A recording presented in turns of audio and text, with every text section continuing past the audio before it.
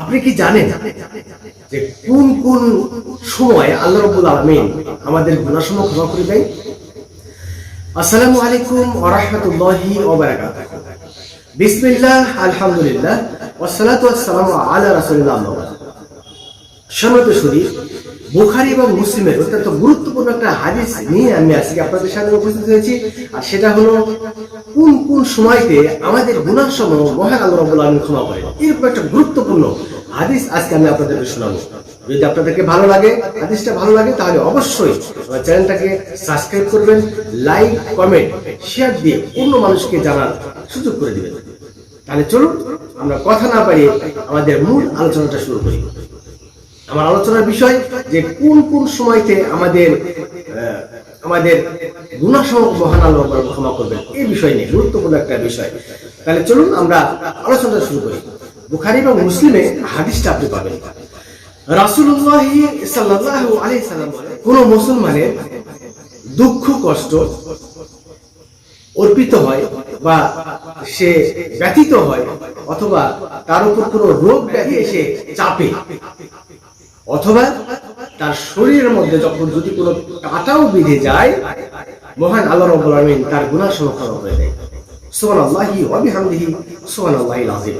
তার মানে আমরা বুঝলাম যে আমাদের গুনাহগুলো ক্ষমা হয় কখন?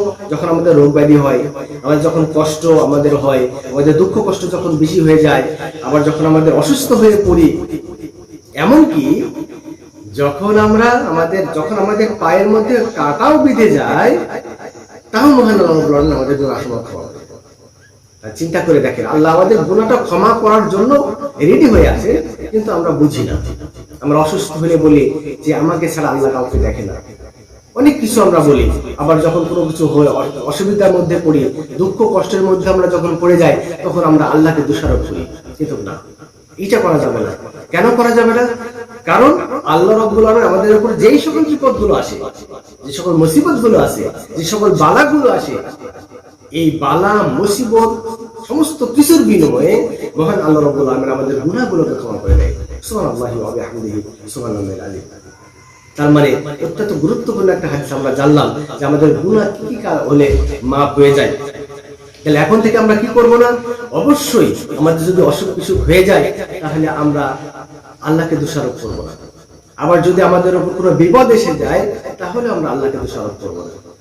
আল্লাহ রাব্বুল আলামিন আমাদেরকে সমস্ত বিষয়গুলো বুঝে চলার তৌফিক দান করুন, এবং আমরা যেন আর আল্লাহকে দোষারোপ না করি। আল্লাহ রাব্বুল আলামিন আমাদের সবাইকে তৌফিক দান করুন। আখিরু দাওয়ানা আলহামদুলিল্লাহি রাব্বিল আলামিন। আসসালামু আলাইকুম ওয়া রাহমাতুল্লাহি ওয়া বারাকাতুহু।